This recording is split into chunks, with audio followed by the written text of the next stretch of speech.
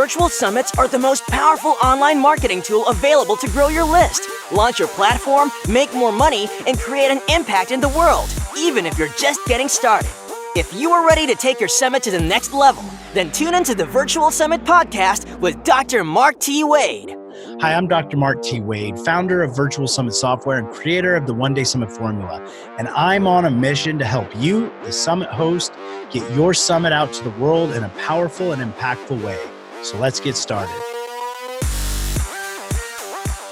Hey, summit host, Dr. Mark T. Wade here, founder of Virtual Summit Software and your host on the Virtual Summit Podcast. I am super excited for today's episode because I got my good friend Dan Russell from Vivid Labs joining us today. How you doing today, Dan? I'm rocking. Thanks, Mark. How are you doing? Oh, we are going to have an absolutely amazing episode. Our summit hosts that are listening in are in for a treat. Dan is a marketer over at Vivid Labs. He's going to tell us a little bit more about that, but I am super excited for him to share some insights, lessons learned, and gems from a recent summit that he helped host over there at Vivid Labs. So, Dan, before we jump into all the goodness of summits and everything related to that, why don't you tell the audience listening here just a little bit more about yourself?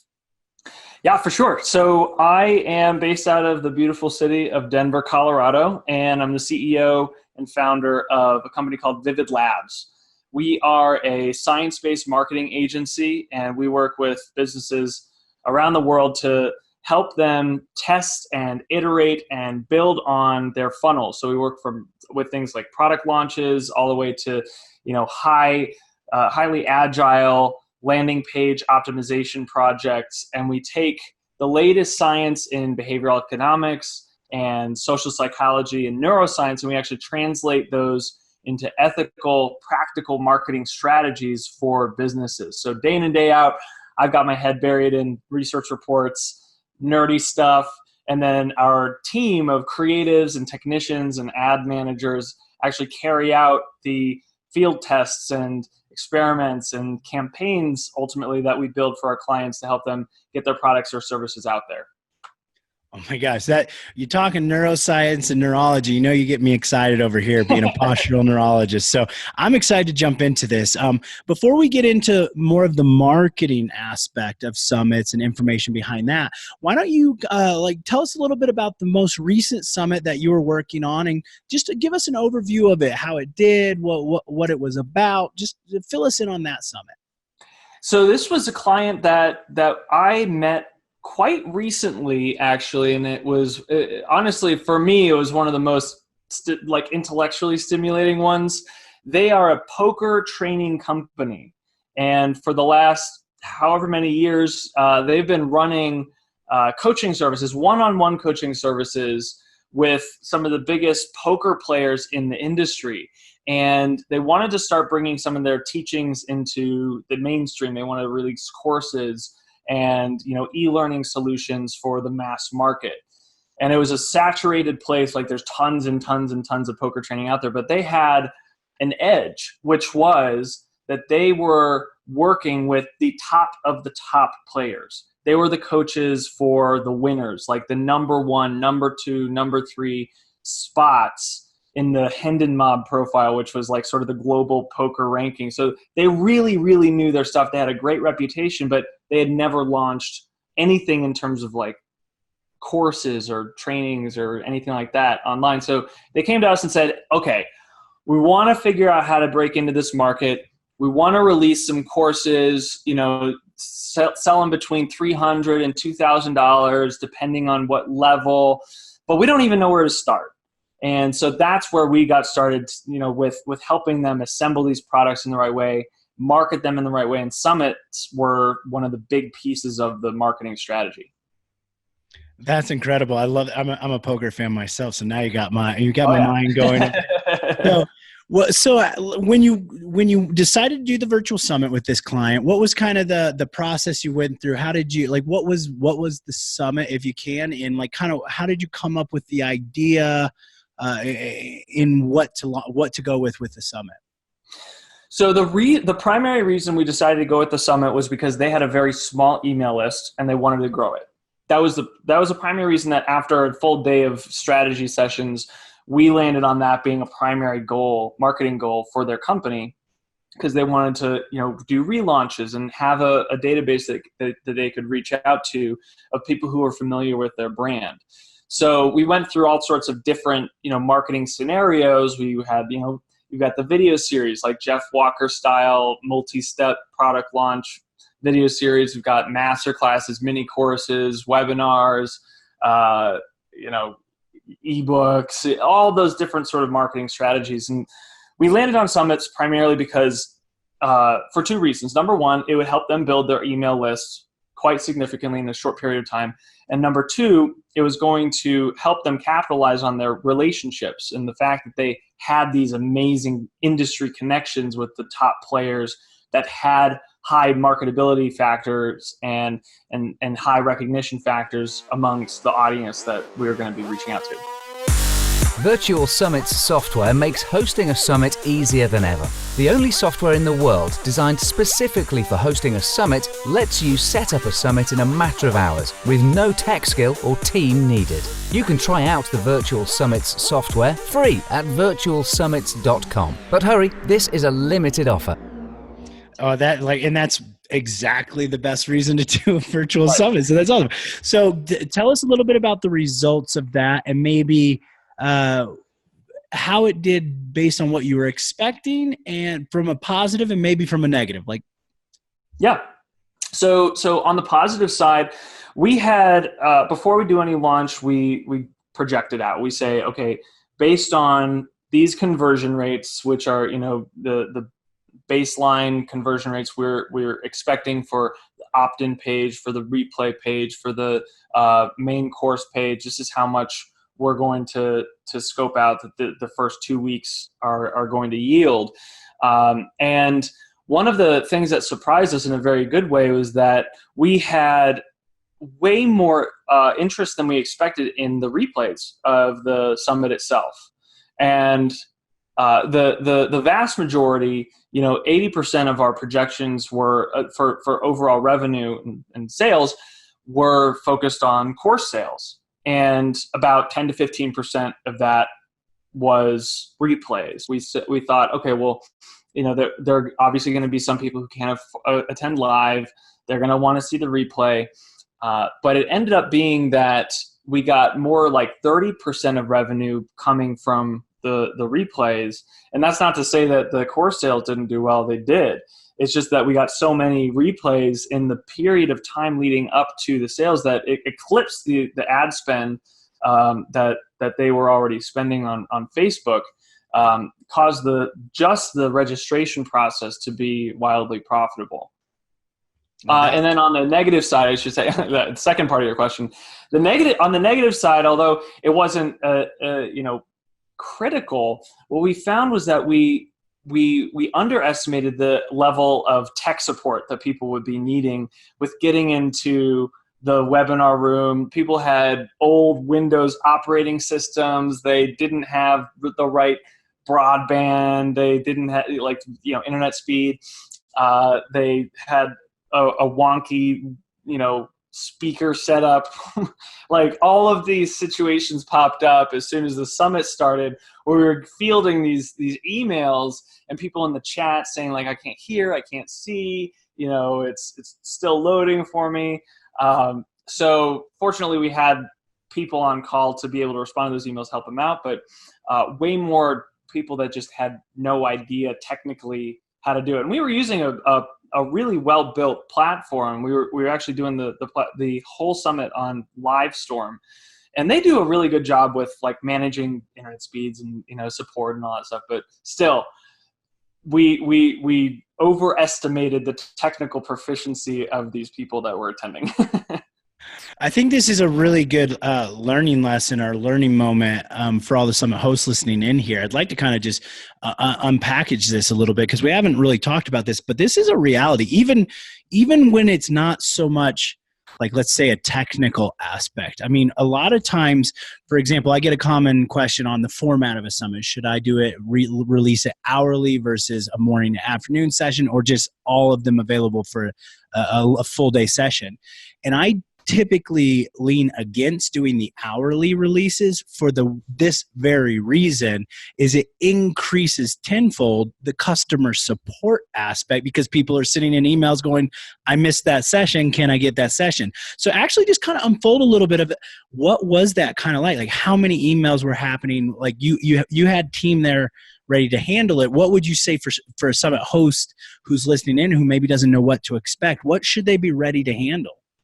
So I would 100% have somebody separate from yourself, because you're the host. Like if you're the host of a webinar or a summit, like you just want to be there. You want to be talking, engaging, reading the comments and the questions. You don't want to be dealing with any, one person who's having a technical issue. When 1,000 people or 5,000 people are watching you, one person with a technical issue cannot pull you away from serving those 5,000 people, right? So that would be my first suggestion. Like hands down, have a backup person behind the scenes, watching the inbox, checking the comments, making sure that those little tiny issues are being taken care of. And I would say one of the learnings from the first round of this that we did, we're going to be doing another one of these. The second time that we do this, it'll be one main live stream. And it won't, so the way that we set it up was we had 6 separate live streams, which means 6 separate logins, 6 separate links that would get them into the room, which means that's 6 times the probability that somebody's going to have an issue getting in. So when we do this again, it'll be one large live stream. We'll close it off if there's a gap, or what we did actually was we just filled the empty space with Q&A, and that was perfect. People loved that. But that was a big learning for us. It was a great takeaway because whenever a new session would start off, we would start getting the emails again. And so we wanted to, in an effort to reduce that, just have the same window open for the whole day. Like you can return to it, sure, but you don't have to have a different login key or password or whatever. So that actually brings up a great point here. So with your summit, you did this as a live. It was live streaming. Can you talk through the process? You can correct me if I'm wrong, and talk through the process of why you decided to do live streaming versus, for example, pre-recorded. We did a hybrid. So we had pre-recorded interviews with the summit guests and live Q&As to debrief those interviews. So we actually switched back and forth between the pre-recorded and the live, and we did that primarily because of the expected technical backlash of one guest having bad Wi-Fi or one guest having terrible background sound, noise or whatever. So we mitigated that risk by having the interviews produced ahead of time and edited and ready and loaded into the webinar software, so that when we said, okay, we're starting at 10 o'clock, at 10 o'clock we hit play on the pre-recorded, and then once that pre-recorded section was over, then the host, his name was Chance, he came in and said, hey guys, what did you think about that? One of the things that I found interesting was this. I saw a question come in that had a great point, XYZ. So the live interaction of a live summit, because we did market it as live, we didn't want to pull the rug out from underneath people and have them, balk at that. So we definitely wanted to have that live element there because it just increased the engagement. And then that also allowed us to do flash sales of the replay during the day. So at certain points during the day, we'd say, for the next 15 minutes, go to this link, you can get the replay for $50 off. Because on the day of the summit, we doubled the price of the replay. So up until the day of the summit, the replay was $50. On the day of the summit, it was $100. The day after the summit, it was $150. So we gave them the pre-summit pricing for like 15 minutes at a time. We did that once or twice throughout the day and got a huge windfall of replays, because at that point people were seeing that the content in the interviews during the summit were so valuable, they want to go back and re-listen to them. And we had locked out that capability ahead of time for the live replay or live summit registrants who didn't buy the replay. Wow. You guys had a lot going on right there. That's pretty incredible. So was this a 1-day summit? Was it a multi-day summit? How'd you run it as? Yep, it was a 1-day summit. We wanted to have the huge amount of hype built up. We wanted everybody to be on for the day. That also allowed us to see which expert was in highest demand. We were right in one case, wrong in other cases. Like we knew that this guy named Alex Foxen, who's currently the #1 poker player in the world, was going to be like the highest in demand. He was sort of like the marquee guest of the summit. Like we put his name everywhere, so people definitely showed up for that one. But there was another guest that was not as highly ranked, but like his session was so rich with value that like people started pouring in after. Like we had another team member like live tweeting and saying like, hey, we got this guy in, like he's sharing this and that. So like the view count for this guy, his name was Ryan, started to spike, and we didn't expect that. We thought that somebody else would have the second highest. So it just allowed us to see in real time what was the most in demand session, which then gave us as an agency the data to say, okay, well, when we want to evergreen this sucker, let's use these people for a masterclass. So now we have a page running right now that's being advertised, at World Series of Poker. It's being advertised in Poker News for this guy because we knew that he was the most in demand. And then we've got others to back that up once, if we want to freshen up the ads. So that gives us firepower. And we found that all out on the day. We didn't have to wait a week over the course of however many days. And it was definitely a discussion that we had from a strategy standpoint of whether or not we wanted to have this over the course of a week or 10 days or something like that. But at the end of the day, we decided for the 1 day for the reasons I was just describing, as well as we didn't want to see like the email fatigue cause engagement with the summit to decrease over the course of that week or 10 days. So that was a big factor as well.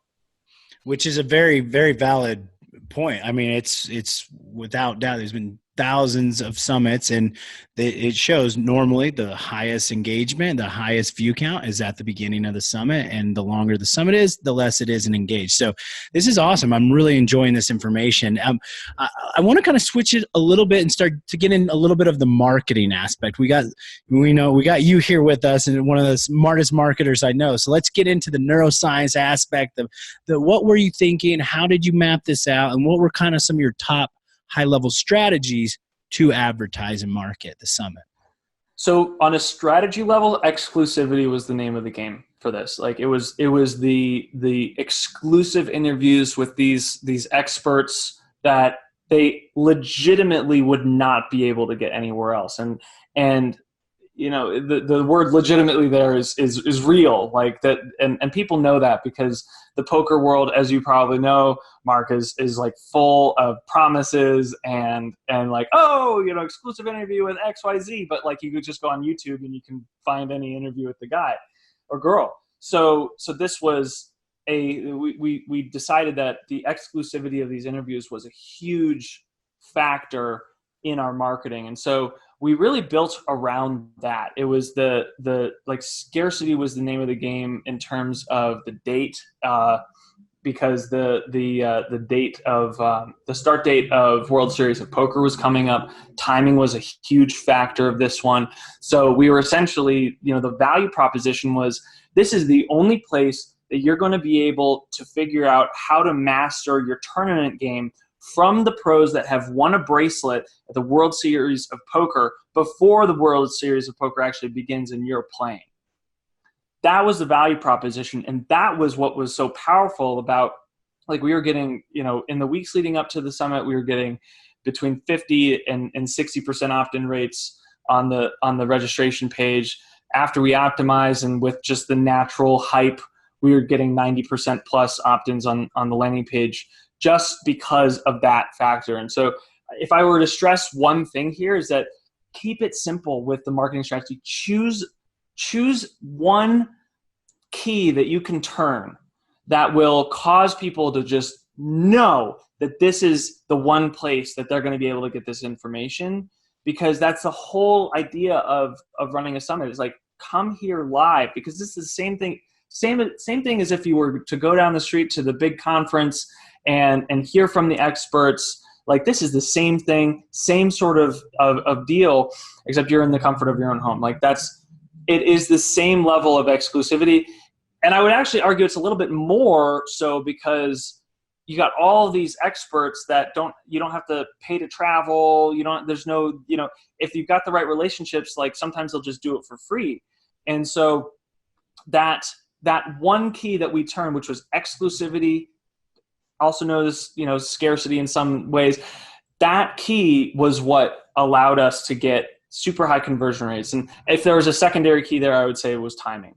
We knew that the World Series of Poker was coming up. We knew that there were thousands of people that were looking to up their tournament game and have that as just build up their toolkit. Another piece of the marketing strategy that we used from a copywriting standpoint, I'm getting into the nitty gritty here, is the language that we used. We built out a copywriting war chest for the people who were going to be seeing this page. And anybody who's familiar with the World Series of Poker knows that the trophy in the World Series of Poker is a bracelet. It's like a gold diamond encrusted bracelet that you can wear, and when people see it, they know that you've won a tournament. And so we named the entire summit Bracelet Hunter, or Bracelet Hunters, plural. And so that name alone it caught their attention. And that's a phrase, that actual phrase, Bracelet Hunter, is a well-known phrase. It's something that people use on a regular basis in that World Series of Poker world. I guess another point would be that we were very, very specific about this audience. We went after World Series of Poker people. This is a big event. It's like, in the marketing world, you've got Traffic and Conversion Summit, and that's sort of like the one thing that people know about. World Series of Poker is the equivalent. It's the biggest event. It's like, it's on ESPN. It's broadcast is everywhere, and we knew that, and we did the research on Facebook to see like how large the audience was for people who follow and are interested in World Series of Poker and secondary interests associated with that. So we knew that there was an audience that we could go after that was very, very interested in this sort of material, that recognized the timing factor, that would recognize the people that we were bringing on as guests and see the value in it right off the bat. Be sure to check out the speaker management tool inside your virtual summit software, which lets you quickly and easily recruit and manage your speakers on your virtual summit, literally eliminating hundreds of hours of work. Get more information at virtualsummits.com. I mean, this is incredible. Like, this is such great information right here. Can we break down the research aspect? What was that you did, or how would you recommend the summit hosts that are listening in think about this for their summit? So we started off with this client. We did a full day workshop where we sat down and said, because this was I'm not super familiar with the poker world. Like, I'll play like Zynga or something like that, and I like it, but I'm not like in that world. Like, these are guys that play all the time professionally for their livelihoods. So I had to get inside their minds. Our team had to get inside their minds and figure out, who are these people? Where do they hang out? And so we started off with simple questions. I would ask, just give me the demographics, like general demographics and of this audience of people who would be buying these products. And they said, well, it's a very male-dominated industry. Okay, boom. That's a huge question to ask. Age range. Okay, it's going to be primarily, 25 to 55. And then we can test a little bit more and figure out, but that gives us another element. But then it's a little bit more qualitative. Like, what are they following? Like, who are the influencers in this industry? How do they, what sort of language do they respond to? What phrases do they respond to? Like Bracelet Hunter. those are the sorts of questions that helped us like peel back the layers and really find out what value proposition this product would actually succeed upon. So if you're listening to this and you can ask yourself those same questions, both quantitative and qualitative, then you'll start to understand how powerful that niching down exercise is. Because if we just went after the entire poker industry, this would not have worked as well. We wouldn't have gotten 60, 70, 80, 90% opt-in rates on the page. And we would have wasted money on ads and putting ads in front of people that weren't interested in it.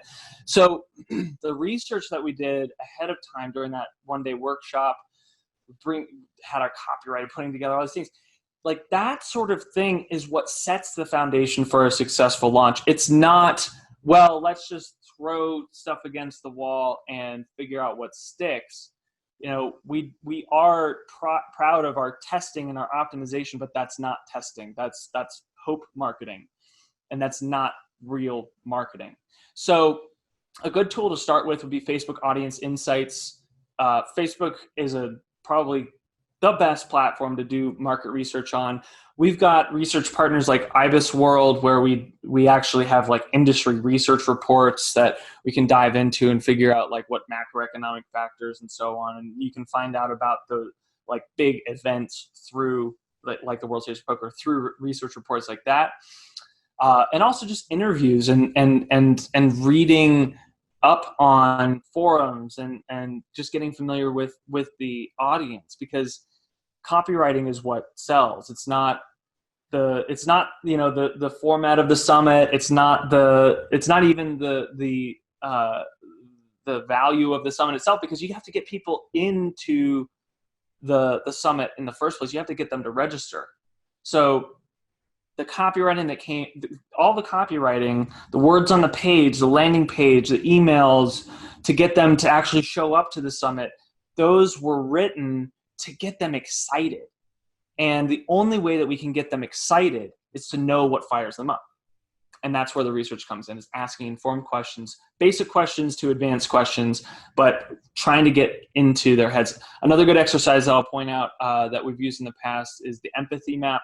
This is a popular exercise where it's basically you're putting yourself into the shoes of your customer, and you ask 6 questions. What on a daily basis, what is your audience thinking and feeling, saying and doing, seeing and hearing, and what are their pains currently as it relates to your product, and what are they going to gain from your product? And if you just search an empathy map on Google, you'll find plenty of stuff around it. But that's a great exercise as well. It's much more qualitative, but it gives you some gold.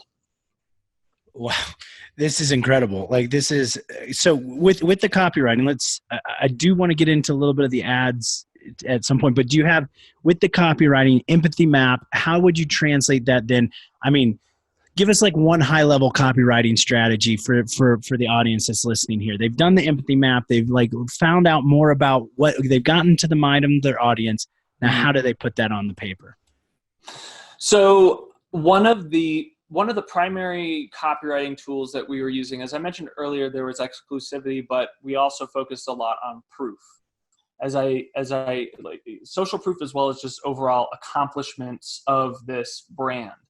And so like if I back up and go into like the empathy map exercise, for example, one of the things that they would be thinking on a regular basis is, I don't know what training to trust. I'm overwhelmed with options. This is a saturated market. I've been burned in the past. I've paid for programs that didn't work. All of these things where that would point to them not trusting this offer, right? And this could be applied to any industry, right? Anything. Like people have been burned in the past. They doubt what you're offering, so you have to offer proof. On the sales page, for example, for this program that we are selling, the course, and this was a $300 course. On the main headline, we touted the fact that this course was designed and developed by a 2-time world champion, World Series of Poker champion. That was repetitive, but it was written much more beautifully than that. So we made that headline. We tested multiple headlines during the launch period. That was the one that won. And it won because it addressed that fear that these people would be burned again by a training that wasn't put into practice. And we backed it up as well. Like we had videos of the host, going through hand breakdowns, which was like sort of like a walkthrough of a poker game. We had other examples of him, like pictures of him with his bracelet, and like just massive forms of proof that we're not messing around. We're taking you by the hand, walking you through how this host, Chance, won his 2 tournaments, like millions of dollars. I mean, that's just such great information right here. I mean, being able to apply that, and I agree with you completely. Like the copywriting aspect is so fundamental and so important. So this is great. Now, as we start to wrap this episode up, I'd love to just hear a little bit from your perspective on what you guys did from, for example, a marketing perspective, like more of a technical aspect, like Facebook ads or any other kind of marketing aspect. Just kind of walk us through that. Sure. So there were 3 main marketing channels that we were focusing on for the launch. There was the company's house email list, and they had something like 2,000 people on their email list, so it wasn't huge. Affiliates and Facebook ads. Facebook ads were the main channel because we knew that the affiliates, like this was a first time that we were launching it. We didn't have any major like numbers or anything to share with affiliates. So we didn't want to burn any strong relationships early on. We wanted to just sort of get a couple in there. Then the house list, we had an email broadcast series that would invite them into the summit, have them register. And then we had Facebook ads. So I'll do the affiliates and email broadcast first, and then jump into Facebook ads. So the affiliates, we would set up a dedicated affiliate page for that particular affiliate. And some of those affiliates were actually paid spots. So they bought a week on a popular poker podcast. That ended up being the top performing affiliate channel. Then we had some individual relationships with either publications or other like poker tools that they had, software tools that they had their own email list. So we would set up individual pages for those affiliates that would help us track exactly what was bought through, that particular affiliate's link. And then basically, we would provide them with custom emails, imagery, so on and so on, to put on their website if it was a blog, or send to their email list if it was if they had a big list. All of those emails, all of those social media posts would be sending people to their affiliate link. So all roads led to that affiliate page that we would set up for the affiliate. And so a combination of efforts. So on our side, as well as the client side, we would manage communication with the affiliate. We would tell them this is the date of the summit. This is the series. This is the block of dates that we would like you to promote the summit over the course of. And we would help them just, help answer their questions. And so an affiliate would email us and say, hey guys, I'm going to be sending out my email at this day, at this time. I was wondering if you had another graphic. And then so our team would spin up a graphic with their requested dimensions. So it was a two-way street, and that's how we handle every single affiliate project ever. We really like to put time into figuring out how to empower that affiliate so that they have exactly what they need in the format that's going to best reach their audience. So if they're a huge Instagram influencer, we're sending them Instagram dimension videos. We're sending them Instagram pictures. We're sending them the descriptions for their Instagram, stuff. Even bio stuff. So what we put a lot of effort into making sure that each affiliate was taken care of. The email side of things, we had a couple of different strategies that we went after. So 2 main strategies. There was a very traditional gain, logic, fear sequence, which I personally learned from through Ryan Dice and Digital Marketer years ago. The first email is talking about what they're going to gain from the summit. It's inviting them to sign up for the summit. talks about all the benefits, very benefit driven. Second email that goes out to the list a couple days later would be, or the next day, would be talking about, it would be making a logical argument. It would be saying, here are the reasons why you should sign up for the summit. And then the third email, which goes out last, would be a fear-based email. So this is an emotional appeal. This is a fear of missing out email. Register for the summit or you're not going to be able to get access to it after it goes live. Make sure that you're on the list. Even if you can't make it, there's a replay option. Like, we just give them all the reasons to sign up, even if they can't make it on the day. So those 3 emails went out. And then at the agency, just on the technical side, we always do a rebroadcast. So we wait 24 hours until the broadcast has gone out. We run a report on people who have not opened the email. We create a new campaign, or a new email broadcast, change the subject line because it clearly didn't work for these people, and then send it again. And so we sent out an identical email with the same body text and imagery and stuff like that, but with a different subject line to get another round of opens on the same email. So 6 total emails will go out in this gain logic fear sequence. Then as the summit starts to approach, we would have a last chance series. Just, send out 3 to 4 emails up until the moment that it goes live saying, hey guys, just want to let you know there's the last chance to get in on this summit. We've got these people appearing. It's going to be available only, for this period of time. Replays are available if you want to get in, and you can't make the day.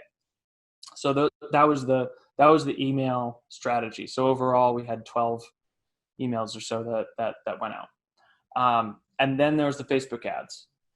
So I talked a little bit about the research that we did to find the audience that we were going to be going after. Facebook makes it very easy to find people who are interested in World Series of Poker and poker news and, poker this and that.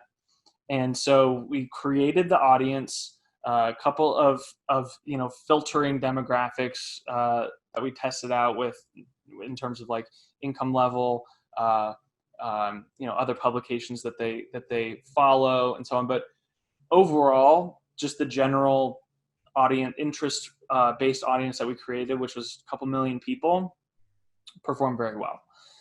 So we did our research on the audience, and then we went into the copywriting and the design of the ads. Now, the design of the ads we used primarily, we had static images. And we always test between video and static images. Static images won in this case with this campaign, and that ended up being the visual route that we took for the campaign. And on the images, we would have we always test Vivid Labs, so we would have just graphics plus text overlay, photos of the guests that are going to be on the summit.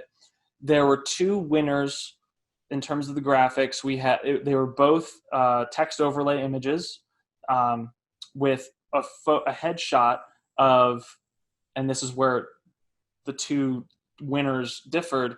We had one image with a headshot of the host of the summit, and then another image with a headshot of that marquee guy, Alex, and he has a very recognizable face. So like that, people just know what he looks like. He's not like Elephant Man or anything like that. So we had those 2 images go head to head. We were cranking this campaign. We were at $1,000 a day, by the end of it, and we continued to run both of them because they were so, like, from a statistically significant perspective, they were both like equal. Like that, we didn't have the mathematical reason to turn one of them off. So we kept running those 2. From a copywriting perspective, we basically went the same route that I was talking about earlier, the exclusivity and the scarcity of the summit that's happening on one day. It's like one day only. Get in before WSOP. Here are the guests. You don't want to miss this. This was a fear of missing out copywriting project, 100%. So we went that route, and it performed very well. we had a couple of different variations. I think the total like length of the ad was like 300 words, maybe less. It wasn't a long form anything. It was very simple. We used bullet points to list out the speakers. We played around a little bit with capital letters with the opener. That just helps people, notice it.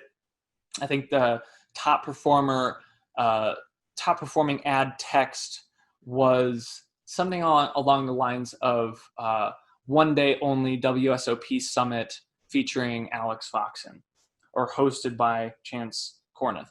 And so we went that route, performed very well with those tests. And then the headlines were along those same lines. It would be one day only, free poker training summit before WSOP, World Series of Poker. And it would be, featuring Alex Foxen, or hosted by Chance Corneth. And since that same exclusivity that made those images work, made the headlines work. With the Ever Summit feature inside the Virtual Summit software, you can rerun your summit as if it were live, ongoing forever with one click of a button.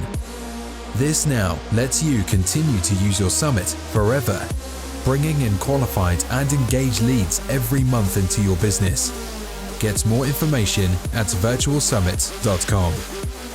That is like such incredible insight right there. And so much testing and information went into that. And to just hear that, especially the email campaigns, for example, I love that the Game Logic Fear sequence, Last Chance sequence, plus the rebroadcast in the evening. That's so great. And so for all you Summit hosts listening right now, when you're thinking copywriting, whether you're thinking it for your affiliates or you're thinking it for your list right here, I know a lot of times, because I get the emails from you, you guys get really stressed out about writing the emails and how big and long the sequences need to be. Like, this is a straightforward, relatively simple to understand copywriting technique that you can use for your emails that Dan just gave us right here, which I am very thankful for.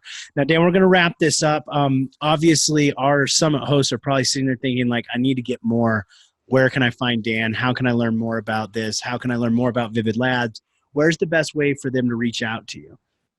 Our website is thevividlab.com. So all of our stuff can be found on there. You can just shoot me a message on Facebook if you want to start a conversation. I'm there, Dan Russell.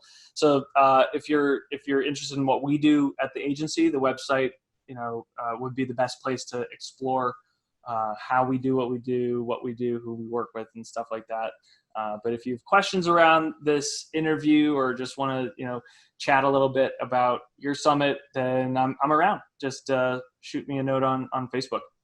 Or how they can get access to that World Series of Poker one-day summit right there. Yeah. For everybody listening in, you can get all the links to everything that Dan's been talking about, all the information over at the show notes. It's podcast.virtualsummits.com/053. So you can get access to Dan, his Facebook, his website, all over there as well. And Dan, why don't you leave us with one final kind of piece of wisdom that you want these inspiring summit hosts to know? One final piece of wisdom.